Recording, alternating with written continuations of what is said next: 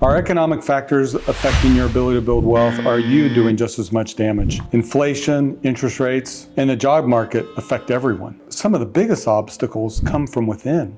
Today, we'll help you identify some of the economic factors and personal blockers, and more importantly, we'll show you how to overcome both of them. Hi, I'm Kent Irwin, financial life coach, and today I am with Shelby Hutchings. She's a creative expert, an entrepreneur, and business owner, and a mom. Today we're going beyond the headlines to figure out what's really blocking your ability to build wealth. Before we jump in, please like and subscribe to my channel so that we can continue to bring you excellent videos that will help you in your personal finances. Your support means so much to me, and I really appreciate it. All right, let's get started. So Kent, let's start with the obvious. What are the biggest economic factors that are affecting wealth today? Yep, the biggest ones we all know about. Inflation really affects the prices of just about everything today. Yes. It really hurts. Things are very expensive. Yep. Interest rates affect borrowing, credit cards, mortgages, car loan rates, but they also affect our savings rates. When we invest in, or when we put money in the bank, or money market rates and CDs. Job market instability. Some industries are booming while others are really suffering and affecting people's ability to get reemployed. The housing market, rising prices, the rental market, and the cost to buy a new home is higher now than ever. The presidential race, of course, has created a lot of uncertainty, and by the time this video comes out, we'll know what that what the outcome is. We know what the outcome is, but there's still going to be a lot of uncertainty in the year ahead. Absolutely. So it's going to be difficult next couple of years. It's going to be an adjustment, I think, for everybody. Absolutely. Yep. The stock market's at an all-time high. By the time this video comes out, we don't know what's going to happen, of course, but there's always uncertainty in the stock market. Right. It's always very volatile. AI and job security is a big concern to a lot of people. We don't know how AI is going to be affecting people. It's a whole new world. It's a whole new world. We thought that with the tech bust and boom years ago, and with the internet when that came out in the mid-90s. Which changed the world. It changed the world. So there was always a lot of uncertainty with the latest technology. And global turmoil with wars and rumors of wars. Political divide, they make people feel very insecure. Absolutely. Yeah. So are these things any different than they once were? Or were there always these kind of uncertainties? They all kind of rhyme, it seems like. They always kind of rhyme. Yeah. Nothing new under the sun. There's always been uncertainty. There's always been worldwide threat of war and drought and all kinds of things. So there's always been uncertainty. Sounds like a lot of uncertainty. There always has been uncertainty. But why do you think we're more sensitive to it today? The media. The media, 24-hour news cycle. People get up in the middle of the night to use the restroom. What do? They check their phone. They check their phone. What's the first thing statistically that people look at? Social media. Social media. What's the second thing? The news. The news feed. They're plugged in the news 24 hours a day. I cannot relate. Yeah. I avoid the media like the plague. Yeah. Personal tip, put your phone away from your bedroom. Yes. Away from your bathroom. Take it away, put it on airplane mode. So people are tuned into the news. There's always been worldwide uncertainty, but we're off topic. But I think that's why people are a little bit more stressed about what's going on in the world today. Yep, and news is sensationalized. Yep, to get very viewers, much is. Don't be the viewer. So with all that information, what should people focus on? That is a great question. Okay. It always comes around, in my opinion, to mindsets. Can we control all those factors that are happening in the world? No. But we can control what? What our lives are like. We can control some of the things in our world, including our mindsets, can't we? Yes, that's right. That's right. That's the only thing we can control is ourselves and our mindset. That's right. We have some control on that. So within that, we can think of the financial fundamentals. So that's what I want to talk about today. Okay. Some of the financial fundamentals. All right, so tell me a little bit about investing. Okay. So in all of those worldwide factors, a lot of times people want to know when's the best time to get in the stock market or to get out of the stock market? When's the best time to get into cash, meaning when should I move my money into investments that will go up with interest rates? That's called market timing. When can I get in at the best time or get out at the best time before the market drops. Okay. Market timing. Most people don't have the skills or have the intuition to know when the best time is. Market timing is a fool's errand. So if we are trying to market time, most people are driven by their emotions when they try to market time. And 99% of people that try to time the market will lose money. So we want to avoid market timing. Okay. We want to avoid thinking of all those economic factors that we worry about and time the market. So we want people to be informed about these interest rates, about when might be the best time to have a mortgage, when's the best time to refinance. That's smart. Now might not be the best time to refinance your home when interest rates are high. And an election's happening. And an election happened. So now's not the best time to time the market, so to speak, Right. with refinancing your house. But as far as the best time to time the market to invest, you don't want to try to time the market to get in or out of the market on investing. So try not to do that when it comes to investing. Because that's called gambling. That's called gambling. Try not to time the market when it comes to investing. Okay. Okay, so when you're investing, you invest over the long term. So try to ignore market conditions. The average investor invests small amounts over a long period of time. Slow and steady wins the race. Slow and steady wins the race. Nice. So ignore all those little signs along the way. Now, if you had a big pot of money, you came into an investment, you might not want to plunge that in all at one time. Okay. Then you would want to talk to a really good seasoned investment advisor about how to ease into the market. Can we talk a little bit about interest rates? Sure. Interest rates, now that interest rates are a little bit higher than they were, say, in the last 5 years or 10 years. Right. That's good for savers. Okay? So it's good to have some money in cash investments, money markets. So you're going to benefit from having some cash investments. Okay. It's always good to have some money in cash for emergencies, right? So if you lose your job, it's good to have money in cash. It's always good to have money in cash for opportunities. So if the housing market really drops, why would that be good to have money in cash? Because then you can purchase a rental property. You could purchase a rental property maybe for 50 cents on the dollar. Yeah. People that did really good during the real estate drop during the recession, Yep. I knew people that bought houses for 30 cents on the dollar with their credit card because they could buy it really quick before they moved money out of their savings account. That's so good. Yeah. It's so good for them at the time. So Obviously, it was a crisis. some friends of mine that had a lot of money in cash actually retired 10 years early. That's A friend of mine lives in Florida and he retired 10 years early Yep. because he bought a lot of real estate Saw the very opportunity cheaply. and executed. Exactly. He did really well. So cash, you avoid debt. If you have really good savings, you're good for emergencies and you are earning interest on it. So cash can be really good. It's an inflation protection because you're growing some money at a decent interest rate. You're not growing at a great rate in the stock market, but it can be okay to have some money in cash. You're avoiding using debt and you're buying things that depreciate in value. You're avoiding using debt to buy products like high interest car loans and things like that. Right. So you're better off to have money in cash than to have lots of debt when interest rates are high. That's good. Got it. When interest rates are high, you're better off to have some money in cash than you are to borrow money and having people make money off of you. We don't want that. We don't want that. Got it. So we've covered a little bit about interest rates. Let's talk about inflation.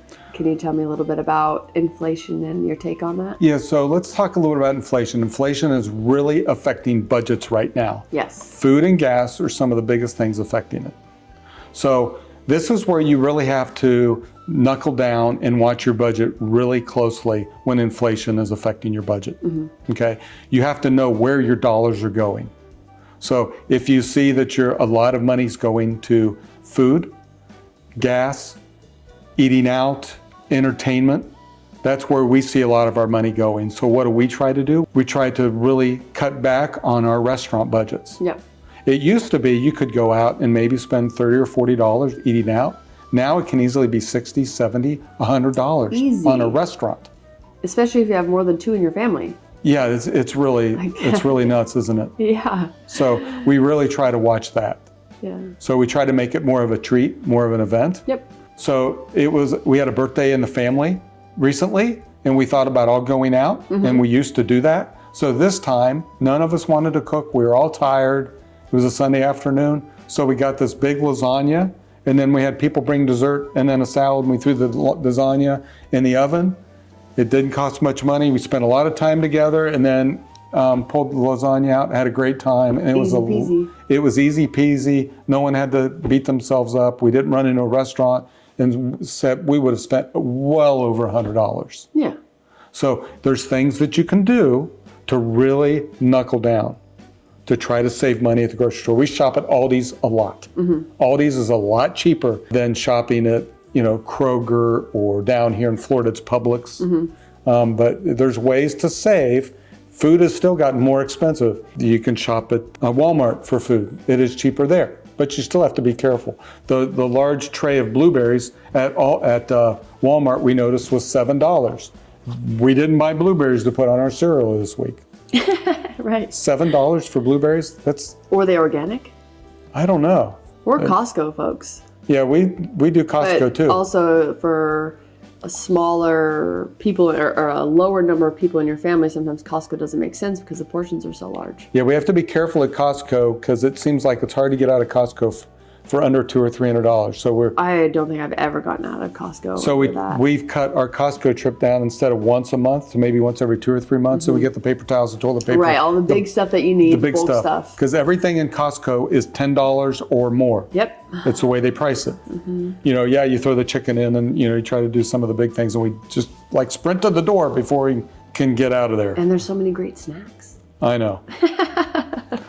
Yeah. So we try to, stay out of some of the departments that are unnecessary. You get like sense. the big box of green beans, we throw that into the cabinet because that's always an easy side. So we try to get some of the things, the bulk, things that are easy to do a meal with. That are cost effective. The big thing, we do a lot of tacos. So the big things of the pre-grated cheese, we try to be smart. Yeah. So just try to really do good meal planning. We try to combine trips so that we're not using as much gas for our car. Oh, that's a factor too. Yep. So just try to be smart. It's still expensive, so it's not easy. At one time when we were trying to really watch our budget, when we didn't have as much income in the house, I'll never forget, we went to the main library and we went to the money saving section at the library. And I'm not kidding. We got about 30 books on the table, on one of the library tables, of everything from saving, preparing meals, to household budgets, and different ways to even make your own laundry detergent. And we piled them up on the table, and we were sorting which ones we thought fit our household or our style. And we checked out about 20 books, and we went home and we did meal planning. That's incredible. My wife and I, she's a champion at this. It was really her leading. I was just the book carrier, and so we became students of that, because we had to. Because at that time I was working at a church, and churches, they're not at the top of the pay scale, as you might know, and so we really had to. And we learned a lot of ways on how to save and how to budget and how to save on household family finances, and how to live on meager incomes. How to make your own pizzas. Just all these kinds of things. Yeah, getting creative. How to get creative and how to freeze things, and so anything you can do to try to do pre-meal planning and crock potting and all these kinds of things. Can really help. Crock pot's the way to go when you got a big family. Yep. And you try to cook enough for 2 meals. My wife calls leftovers, which we don't call them leftovers because that has a negative connotation. People think that's like poverty eating. We call them accrued benefits. Accrued benefits. So that's a meal that you plan to eat maybe two nights in a row. Sounds good. Yeah. That's the way to do it. Yeah. And then now, obviously, that we have social media and the internet and all of that, there's such a wealth of information when it comes to meal prepping and budgeting and just like so many valuable resources for that lifestyle if that's where you are in your journey. Yeah. Again, these are the things that we're aiming at people that have really tight budgets, that don't have much money, they're trying to minimize debt or get out of debt, that are trying to really make it happen. Yep. Not for people that are doing really well. You know, these are people that are trying to minimize debt. There's a lot of financial stress in the household. You know, some people might be saying, we're doing pretty well. Why does this really fit us? Again, we're trying to really aim this, particularly this video, for those that are trying to get ahead. Yeah, to allow them to feel that freedom of not having the financial burden by Right. making these choices during this period of time. Right. Yeah, they want to build wealth. They want to have a little bit of margin in their budget. Makes sense. Yep. So what about the housing market? Housing prices are crazy right now, Yes. and a lot of people are renting. So a lot of people ask me, how can I afford to get a house? Well, you want to save up a down payment. And people say, well, how can I afford a house? I've looked at houses and it's hard to find a house right now. Right now, we're in one of the worst housing markets that we've seen in quite some time. What we mean are houses are moving very slowly. In some markets, that might be a good thing for those that are shopping for houses. So you might be in a buyer's market, which means if you are negotiating a price and somebody really wants to sell, you might be at an advantage. Okay, so that might be good. To be able to negotiate. If you are still having a hard time finding a house, this is what I recommend. Get creative. Watch videos. Watch how to turn that ugly house into a great house video on a budget. All right. There's tons of home improvement videos or TV shows that you can watch. It might be your first house. It doesn't have to be your dream house. Yeah. Get creative in the house you want to buy. Get creative in where you want to live. It might be a place you never thought about living. Might not be a city was going to be the dream place. It might be a cute little town. It might be a place where the standard of living is a little bit cheaper.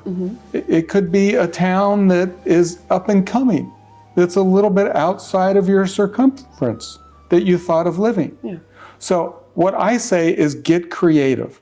A lot of people are moving to smaller towns where the pace of living is a little slower. With the internet, we live in a big world. So open up your mind to new possibilities. You might find something that's a little bit more affordable, something that you can invest in. You might find a really cute home that could be a different standard of living that you ever thought possible.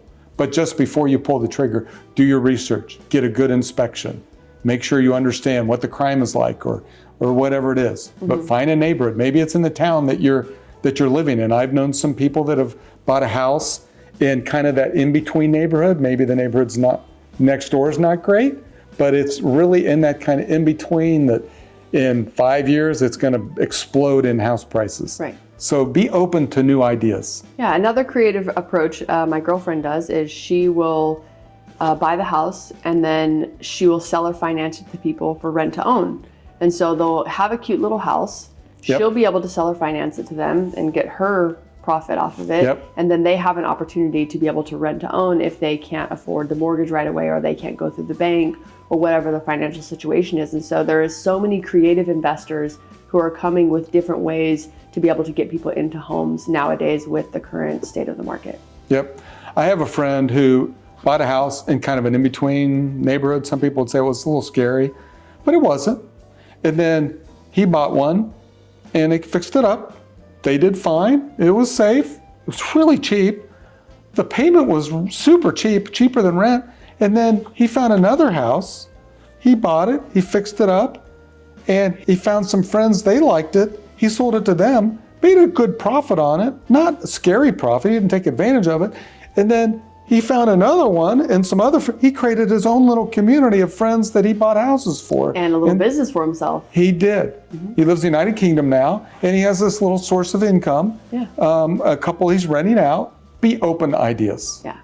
Might not be your dream suburban home in the, in this enclave of Stepford Wives world, but it could be something really cool. Or even house hacking, where you buy the house, you take out a mortgage for it, and then you rent the rooms to other people so your mortgage is lower, and then you pay off Yeah.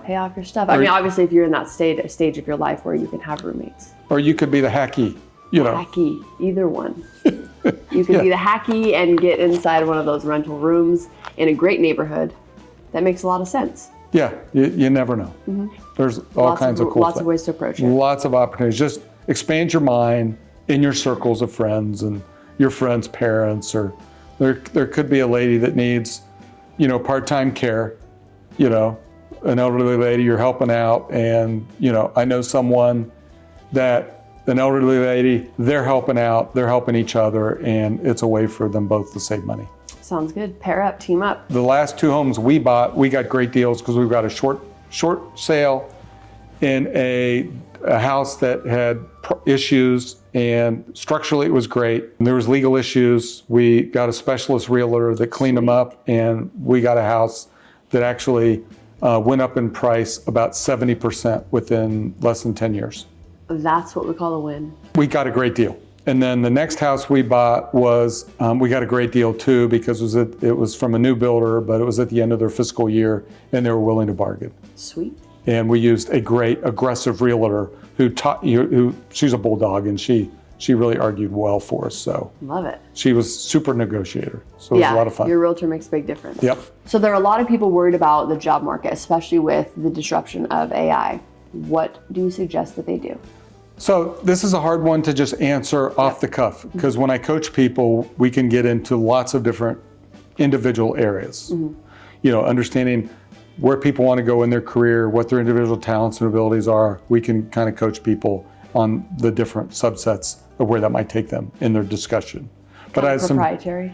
What's that? It's kind of proprietary. No, it's not for the person? proprietary, but it's individualized of where they are in their career and where they want to go. But I can give some general advice. I think that might be helpful. Okay. So the general advice is, as far as the career, if people are caught in a gap, it's always good to have 3 to 6, maybe even 12 months worth of expenses in their emergency fund. Okay. Now they might qualify for unemployment, but it's always good to have savings. If someone is let go, if they're laid off, they have emergency funds to fall back onto. But it always is great, even if you're a little stressed or depressed in your job, always excel at your job. So the number one thing you can do to secure your job is to be the star at your job. There you go. Okay? Great advice I heard from this. I just had coffee with a young person, and he's excelling in sales in his job. I said, "What makes you so good?" He goes, it just really cracked me up. So every time he meets with his boss, he writes down 4 takeaways, and then he schedules a 5-minute meeting with his boss like a couple hours later. And he goes, "These are the 5 things I heard you say that I should be doing to win at my job. Or these are the 4 or 5 things that I heard. Is there anything that I missed?" That's really great. Isn't that great? If I had an employee show up like that, I would be so impressed that I wouldn't want to let them go. Yeah, I wish I would have known those 5 things in the last job that I had. That's amazing. Isn't that great advice? It really is. Yeah.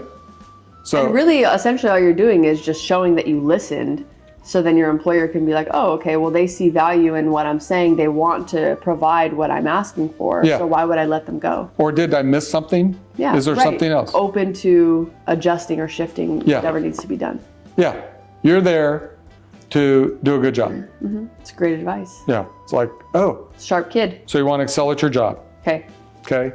You want to keep learning. So meet with your manager and say, I want to continue to get better at my job. What certificates, what classes can I take, to continue? Because every job has certificates. Every job has online learning, LinkedIn learning. Continue to try to get better, more proficient in your job. I don't care if you're a mechanic, whatever it is that you're doing. My last job, I've always done this at every job that I've ever done. My last job, I didn't do this so well. And that's probably why I struggled a little bit in my job. So lessons learned. No, it's true. In every job that you've ever had, look back at your jobs where you've done well and you haven't done. Okay. Don't beat yourself up. Just frame them. Did you do that or didn't you do it? If you did it, give yourself a high five. If you didn't, convert it into lessons learned. Continue to take classes and get better. And then apply what you learned, if you can, to that. Even if you can't learn it, it sharpens your intellect in your job and adds to your resume. So if you are let go, say in your next interview, oh, I added these 5 skill sets. You're a learner. It shows that you're a constant learner. So keep learning, taking classes. Or if it's in a new field you want to go after, you're taking classes in that new field. It's wonderful advice. It's the smartest thing you can do. Mechanics that do it, I've known mechanics that went from working in the Chevrolet dealership at $100 an hour or $50 an hour to working in the Porsche dealership where they make double income to go working on a NASCAR team where they're making a couple $100,000 a year. I've known mechanics that can do that. It's a good deal. Because they continue to learn and get smarter. They're interested. And they're interested. They love their craft. Yeah, you it's an important you factor. could go from working in the airport to private jets to, it exists in every profession. Mm-hmm. You could go from working at Great Clips to an upscale hair salon to working in Hollywood. Anything that you do, you could be better at. Amen. It's true. That is true. It's true. Yeah, it's just up to you. You could work on my hair or a movie star's hair, right? Straight up. You could just continue to get better. All right, between all of the politics and the rumors of wars and AI and all of this change, it seems like people are really worried about stuff. People are constantly anxious, aren't they? Yeah, it seems that way. Yep. So what do you do in your own life to stay from being anxious, Shelby? Let me ask you. Well, I don't watch the news. You don't watch much news? I don't watch news at all. You don't watch news? No. You I look don't, at it on your phone? I don't even have it on my phone. Okay. Smart. Maybe that's ignorant. Maybe that's keeping me uninformed. I call that a protection of my energy. Okay. I don't like to invite that kind of thing into my Okay. space. And I do my best to control my environment that way. Okay. What else do I do to avoid anxiety? I practice mindfulness. You pray? Do you meditate? I meditate, I pray, I have quiet time. Okay. I also meditation in motion, so working out. It's like a way to Exercise? Yep, That- release That produces positive. positive endorphins. I feel like a queen every time I finish working out. So that would be the way that I typically avoid any type of anxiety. And then also faith. Having faith that things are always working out in my favor and doing my best to show up in the capacity that I have in this version of myself right now. Yeah. Being on what I do. podcasts probably helps you a lot. Maybe that helps. I don't know. I keep showing up that way, but I do really do my best to not allow the noise of the world into my personal space and into my mind. That's really awesome. I'm just not interested in it. That's really good. Because I see how much people suffer who are constantly involved in the narrative of the world, and I can learn from people's experiences and not make those same mistakes. Yeah. Well, you seem to be a really level-headed person, I try my best. and you're really creative too. You are. And I think living that way keeps you that way. Yeah. It does. That's really good. I love the verse from Philippians that says, do not be anxious about anything. So that's from Philippians 4:6. I think that's a mindset to adopt, not just for peace of mind, but for smart financial decisions. Panic never leads to good choices. 100%. What good does it do to live at a heightened state of anxiety? Don't be anxious about anything. Our anxiousness doesn't change the state of the world, does it? Or the situation. No, it's not a way that we want to live. We can control our mindsets and the decisions that we make, and that's what we talked about in this video. So what trends are you seeing right now that you think people should know about? Yeah, so there's some trends right now. We're seeing credit card balances that are higher now than they were during the Great Recession. Ooh, So avoid lifestyle creep. we've talked about that in previous videos. Yeah, so people's lifestyles continue to creep up. So pay off your credit cards, pay off your auto loans. So try to, don't be like that, because eventually we're going to see a reset in the economy. Something's going to happen like it did during the recession. We're due. There's going to be stock market crash. There's going to be big unemployment blip. Something's going to happen at some time. We can't have high stock market forever. We can't have single digit unemployment forever. Something's going to happen that's going to cause a major ripple in our economy. We just don't know when it happens. So we need to keep our debt low and our savings high. That's always smart. Job hoppers, something else that I saw recently in the Wall Street Journal, avoid have a strategic job change. But job hoppers tend to have $300,000 less in their 401k than those that stay in their jobs a little longer. So I thought that was an interesting statistic. Yeah. Side hustles are the new business. Yep. So side hustles, the gig economy, all these things, we're seeing a ton of increases in new businesses.